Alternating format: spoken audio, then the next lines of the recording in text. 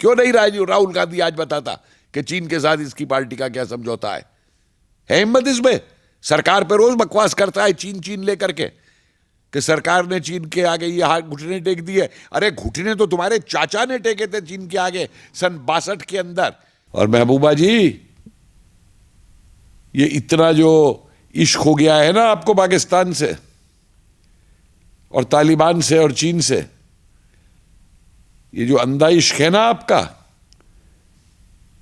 ये इश्क ही आपको डुबोएगा। आधा तो डुबो दिया है। बंद क्यों नहीं करती भारत सरकार उठा के इसको, जो इस तरीके का जहर ये रोज उगलती है? ये रोज आवासी जहर उगलता है। बांग्लादेश में जो हुआ अभी हिंदुओं के साथ में, वहां इनकी जबान नहीं खुलती। देखिए 370 उनके चाचा ने लगाई थी, तो रोएंगे पीटेंगे वो। पाक ऑक्युपाइड कश्मीर किसने बनवाया था? इनके चाचा ने बनवाया था। शेख अब्दुल्ला को जेल से किसने छुड़वाया था? इनके चाचा ने छुड़वाया था। यह है बहादुरी इनकी, महबूबा की। यह है बहादुरी तालिबानियों की और आतंकियों की। तरफ जम्मू कश्मीर में जिस तरीके से आतंकवादियों की तरफ से टारगेटिंग करके किलिंग की जा रही है, उसको लेकर महबूबा मुफ्ती हो या फिर तमाम और लोग, असदुद्दीन ओवैसी जैसे लोग पाकिस्तान को कुछ नहीं कह रहे, चाइना को कुछ नहीं कह रहे। बार बार पे सवाल उठ रहा है भारत सरकार को लेकर। वो भारत सरकार जो अभी अमित शाह और देश के प्रधानमंत्री के बीच में मीटिंग भी हुई है इन सारी चीज़ों को लेकर, घटनाक्रम को लेकर जो जम्मू कश्मीर में इस वक्त पे हो रहा। भाई वो भारत सरकार को क्यों कहेंगे, मतलब कि ठीक कर रही है, और पाकिस्तान को और चीन को क्यों कहेंगे कि गलत कर रहा है, जब ये दोनों एजेंट हैं उनके। महबूबा मुफ्ती क्या है, किसकी एजेंट है ये? ओवैसी किसका एजेंट है? जिसका भाई कहता है कि हमें पुलिस हटा लो और हम देख लेंगे सबको, और जो ये बोलती है रोज पाकिस्तान का गुणगान करती है। मैं हंस रहा था, इस महबूबा मुफ्ती को ये नहीं मालूम कि जिस पाकिस्तान ISI और तालिबान का तो गुणगान करती है ना, जिस दिन वो आ गई ना और तुझे पकड़ दिया, तो इसको महबूबा मुफ्ती को जो है वो उसको जो है ना एक रसोई में भेज देगी खाना बनाने के लिए कि जा तेरा काम ये है, तू जहाँ पे जा कर के वो बना, हलीसा बना और गुश्ताबा बना और रिश्ता बना हमारे तालिबानों के लिए। तू राजनीति में कहाँ से आ गई बोलने वाली? ये करेंगे ये इसके साथ में, और इसको पैसा मिलता है बोलने का, अपनी नेतागिरी जमाने का। बोलती रहे। बंद क्यों नहीं करती भारत सरकार उठा के इसको, जो इस तरीके का जहर ये रोज उगलती है? ये रोज आवासी जहर उगलता है। बांग्लादेश में जो हुआ अभी हिंदुओं के साथ में, वहां इनकी जबान नहीं खुलती। जो दलित मारे गए राजस्थान के अंदर, वहां इनकी जबान नहीं खुलती, और सब जगह में ये बोलेंगे। किसको मारा है कश्मीर में? वो गरीब बेचारा गोलगप्पे बेचने वाला, वो एक मजदूर। यह है बहादुरी इनकी, महबूबा की। यह है बहादुरी तालिबानियों की और आतंकियों की। ये पाकिस्तानी जो हैं, ये कभी सीधी लड़ाई हिंदुस्तान से नहीं लड़ सकते। 47 में हारे थे वो, तो नेहरू ने सीज फायर करवा करके ना उस समय, और ये पाक ऑक्युपाइड कश्मीर बनवा दिया था। 65 में हारे, 71 में हारे, कारगिल में हारे, अब पिटे सर्जिकल स्ट्राइक में, अब पिटे बालकोट के अंदर, और मरवाते रहे। ये जिनको आप आतंकी कह रही है, आतंकी नहीं है, ये पाकिस्तानी आर्मी के लोग हैं। उनको ये कपड़े पहना पहना करके कबाइलियों के और कश्मीरियों को पहना करके ये भेजते हैं। भेजो भाई, रोज इंतजार कर रहे हैं, रोज तुम्हारा हाल ये होगा। और महबूबा जी, ये इतना जो इश्क हो गया है ना आपको पाकिस्तान से और तालिबान से और चीन से, ये जो अंधा इश्क है ना आपका, ये इश्क ही आपको डुबोएगा। आधा तो डुबो दिया है, और जो बची हुई है ना, ये दिमाग से पैदल हो चुकी है, बौखला चुकी है, क्योंकि इसकी लीडरशिप खत्म हो चुकी है। कौन पूछ रहा है इसे कश्मीर के अंदर भी? आज कश्मीर का जो युवक है ना, वो अपनी तरक्की चाहता है। वो इनके हाथों में कश्मीर नहीं देना चाहता, जो अपने बच्चों को तो पढ़ाएंगे इंग्लैंड में, पैसा है जिनके पास, और कश्मीरियों से कहेंगे मदरसे में पढ़ दो जाके। जो अपने बच्चों के इम्तिहान कराने को तो कॉन्वेंट स्कूल खुलवा देंगे, कॉन्वेंट स्कूल में पढ़ाएंगे, और बाकी स्कूल और कॉलेज बंद करा देंगे। कश्मीर की युवा पीढ़ी भी यह पहचान चुकी है, और यही इनकी बौखलाहट है कि इनको अब कोई पूछ नहीं रहा है। वो एक कल आ गया ना पीडीएफ का कूद के कांग्रेस के अंदर, वो कौन, वो जो कह रहा है सरदार पटेल कश्मीर पाकिस्तान को देने को तैयार थे। पता नहीं कहां से ये इतिहास निकाल के लाते हैं। और इनके वो रत्नेश त्रिपाठी, उसको यही नहीं मालूम, रत्नेश त्रिपाठी है, त्रिवेदी है, कौन है कांग्रेस का प्रवक्ता, कि भारत का पहला गवर्नर जनरल माउंटबेटन था, उसे यही नहीं मालूम।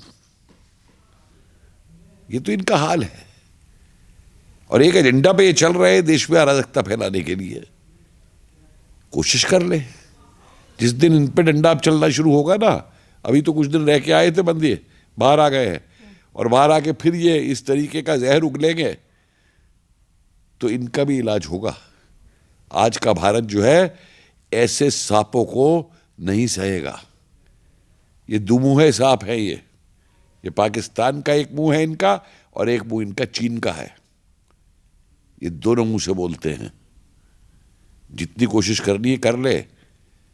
अरे खुद क्यों नहीं जाके सेवा करती भाई? जा आतंकियों के कैंप में जा, कर सेवा उनको, जाए ना जरा पाक ऑक्युपाइड कश्मीर में चली जाए।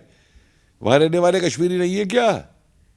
उनका क्या हाल है वहां पे, इसे मालूम है? नस्ल बदल दी है वहां पे पाकिस्तान की सेना ने। उनको जाके देखे ना। मैं मानू ये करे कश्मीरियों की सेवा, अगर ये ज्यादा कश्मीर करती है तो जरा जाए उस तरफ भी जाए, पाक ऑक्युपाइड कश्मीर के अंदर, वहां जाके नेतागिरी दिखाई दे रहा अपनी। जम्मू कश्मीर के हालातों को लेकर लगातार गवर्नमेंट की तरफ से भी पूरी कोशिश की जा रही है कि हालातों को संभालने और आतंकवादियों को उनका सही ठिकाना बताया जाए, और उसी चीज़ के लिए बार बार पे कार्रवाई हमारी भारतीय सेना भी कर रही है। आज आर्मी चीफ की तरफ से भी बयान आया है कि चाइना जिस तरीके से कोशिश कर रहा है उसको भी मुंह तोड़ जवाब देने के लिए हमारी सेना तैयार है। पर उसके बावजूद भी ना सेना के ऊपर भरोसा दिखाया जाता है, ना सरकार के ऊपर, और कांग्रेस का तो एक ही एजेंडा है, बार बार पे धारा 370। देखिए 370 उनके चाचा ने लगाई थी, तो रोएंगे पीटेंगे वो। पाक ऑक्युपाइड कश्मीर किसने बनवाया था? इनके चाचा ने बनवाया था। शेख अब्दुल्ला को जेल से किसने छुड़वाया था? इनके चाचा ने छुड़वाया था। जब शेख अब्दुल्ला को पहली बार गिरफ्तार किया था ना करण सिंह ने, तो इनके चाचा ने चिट्ठी लिखी थी करण सिंह को कि इसको गिरफ्तार करने में भारतीय सेना का इस्तेमाल नहीं करना।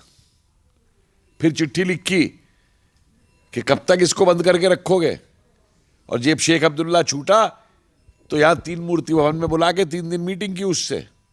ये तो लगाव था नेहरू का शेख अब्दुल्ला से। और जब कश्मीर का हिस्सा जब चीन को दे दिया पाकिस्तान ने, तो पार्लियामेंट में पता क्या बोला था इनके चाचा?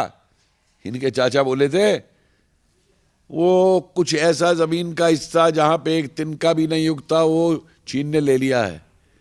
तो महावीर प्रसाद त्यागी थे पार्लियामेंट में, सहारनपुर से एमपी, उन्होंने अपनी टोपी उतारी थी और ये कहा था कि मेरा सिर गंजा है, इसका मतलब ये नहीं कि मैं अपना सिर कटवा दूं या आप अपना सिर कटवा दें। ये तो कश्मीर के लिए नेहरू का वो था जो नेहरू करता था, और उसी को ये रोज राहुल गांधी और ये सोनिया गांधी और ये प्रियंका गांधी कि 370 हटाओ, 370 को वापस लाओ। जब हटी तो 370 को वापस लाओ। अरे 370 ना तो 370 वापस आने वाली है, और ना ही कश्मीर के अंदर कोई आतंकी बचने वाला है, ये मैं आपको बता दूं। सेना काम कर रही है, हमारी एजेंसीज काम कर रही हैं। हां, जिस दिन जरूरत हो ठीक समझेंगे। जिस तरीके से पहले बालकोट किया था या सर्जिकल स्ट्राइक की थी, उस दिन एक उसके अंदर मिसाइल से या हैवी गन फायर करके इनके सारे आतंकियों के ठिकाने और लॉन्चिंग पैड जो हैं वो उड़ा दिए जाएंगे। आतंकवादी और पाकिस्तान की तरफ से जिस तरीके से अभी टारगेट किलिंग जम्मू कश्मीर में की जा रही है, श्रीनगर में 2 अध्यापकों को भी मार दिया गया। इसके बाद चीज़ें ये निकलकर सामने आ रही हैं कि कहीं ना कहीं 90 वाला दशक जो है उसे वापस लाने का प्रयास कर रहा है एक तरफ पाकिस्तान, और दूसरी तरफ पाकिस्तान परस्ती करने वाले कुछ नेता जो हमेशा पाकिस्तान से बात करने की नसीहत भारत सरकार को देते हैं। 90 की परिस्थिति नहीं, ये तो सन 47 वाली कर रहा है। सन 47 में नहीं बलात्कार किए गए थे औरतों को वहां पे? सन 47 में नहीं मंदिर तोड़े गए थे? सन 47 में लूटपाट नहीं की गई थी क्या? सन 47 में नहीं मारा गया था, कत्ल किया गया था? वही ये पाकिस्तान कर रहा है, वही ये करेगा। और ये कर क्या सकता है? अरे भाई, ये तो दुनिया का आतंकवादी फैक्ट्री घोषित हो चुका है। आतंकी बनाने में, आतंकियों को पैसा देने में, आतंकियों को ट्रेनिंग देने में, दुनिया भर में आतंकी भेजने में। कौन है? पाकिस्तान है, आईएसआई है, और उसके पीछे है वो तालिबान और आईएसआईएस, और चीन इनका बाप बन के बैठा हुआ है इनसे समझौता करके। मैंने तो 1 साल से मैं कह रहा हूं कि इन सबका समझौता है आपस में। इसने कोशिश की थी पाकिस्तान ने आतंकियों को ऊपर गलवान में और उधर ले जाने की, फेल हो गई इसकी कोशिश। फिर करेगा, ये करता रहे। एक एक हिंदुस्तानी जो है ना, इनको जवाब देगा। अभी तो खाली सेना जवाब दे रही है। जिस दिन हिंदुस्तानी ने हथियार उठा लिए, उस दिन को पता चल जाएगा कि हिंदुस्तान आज का क्या है। ये सन 47 का हिंदुस्तान नहीं है, जो हिंदुस्तान को दबा दे और हिंदुस्तान की आवाज को दबा दे, या हिंदुस्तान को बंटवा दे, या पाकिस्तान का गुणगान कर ले। यहां पे करके देखें, हिम्मत है तो। जम्मू कश्मीर में हो रही घटनाओं को लेकर केंद्र सरकार को बार बार सवाल पूछा जाता है, बार बार पे। जिस तरीके से ममता बनर्जी हो, महबूबा मुफ्ती हो, या फिर महाराष्ट्र में बैठे हुए नेता हो, हर कोई केंद्र सरकार के लिए ब्लेम करता है। पर सिंगू बॉर्डर या फिर तमाम जो और भी हत्याकांड जिस तरीके से हो रहे हैं, और या फिर बांग्लादेश में जिस तरीके से हिंदुओं को प्रताड़ित किया जा रहा, मारा जा रहा है, उनके घरों को जलाया जा रहा, उस चीज को लेकर राजनीति क्यों नहीं? आप उसी को छोड़िए, आप बांग्लादेश में देखिए जो हुआ। ममता बनर्जी बोली उस पर कुछ? क्योंकि सारे आतंकी ममता बनर्जी ने अब बिठा रखे हैं बंगाल में बुला करके अपने लिए, अपने चुनाव के लिए। कश्मीर के अंदर जो 2 स्कूल टीचर मारे गए जिनका धर्म पूछ के, उनमें एक बेचारी सरदारनी थी। ये निहंग बोले कोई, ये जो सरदार के नाम बदनाम करने के लिए जो खालिस्तानी बैठ गए हैं आकर के यहाँ पे सिंधु बॉर्डर के ऊपर बैठे हुए हैं, वहां इनकी आवाज निकली। पाकिस्तान में सरदार डॉक्टर को गोली मार दी गई, वहां इनकी आवाज निकली। काबुल के अंदर गुरुद्वारे पे हमला हुआ, वहां इनकी आवाज निकली। अरे सरकार तो बचा के लाई है, सरकार तो गुरु ग्रंथ साहब तक को बचा के लाई है काबुल से, और ये सरकार से पूछेंगे? इतना अफसोस होता है कि अपनी राजनीतिक रोटी सेकने के लिए जो इनकी सत्ता की हवस बन चुकी है, उस हवस के अंदर ये देश को गर्त में डालने में तुले हुए हैं। क्यों नहीं राहुल गांधी आज बताता कि चीन के साथ इसकी पार्टी का क्या समझौता है? हिम्मत इसमें?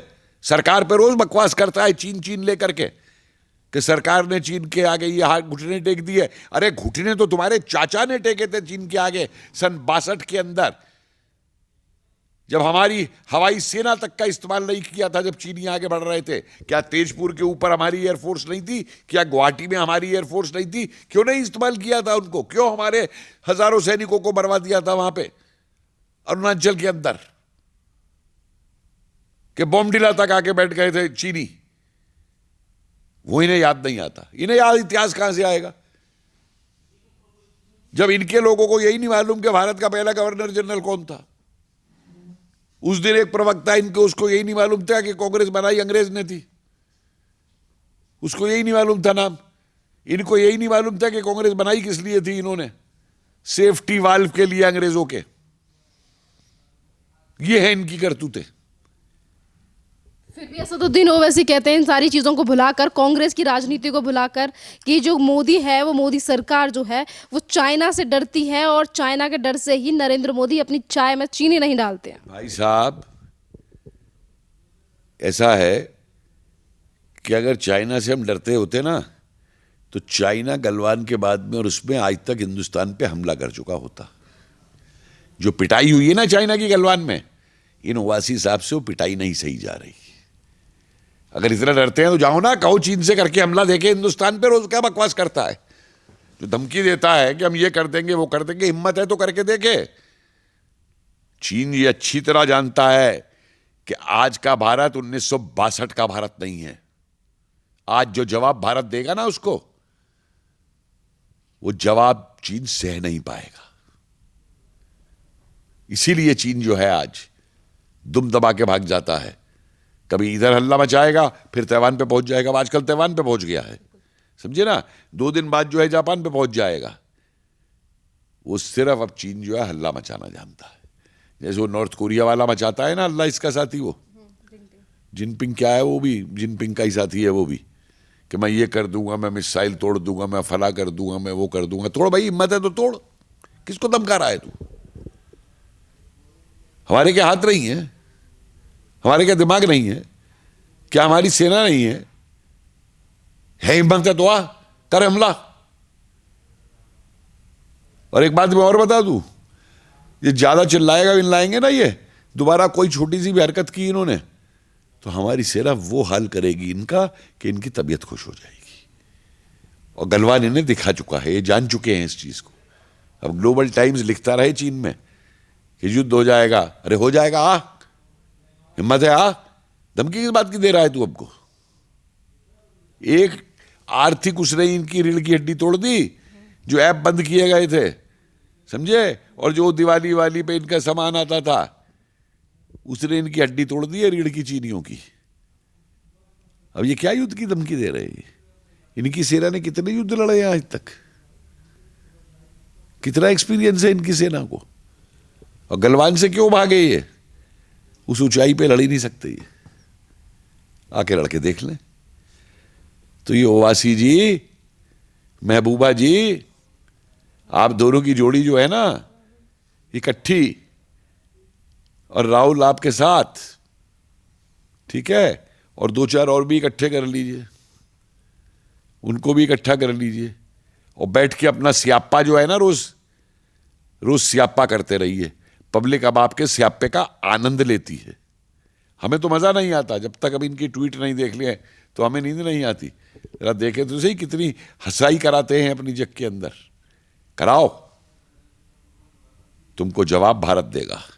तुम्हें जवाब भारत की युवा पीढ़ी दे रही है। उस दिन लिखा है राहुल गांधी नरक करके कुछ कह रहा था, कोई रामायण की छपाई कोट कर रहा। हाँ, क्या थी वो कि जो राजा ताड़न का अधिकारी वो नरक का अधिकारी, कुछ रामायण की जॉबी दे रहा था। अरे मैं कहा भाई तेरे को सियासती नरक जो है ना, वो तो यहाँ की जनता ने दिखा दिया, 2 बार दिखा दिया।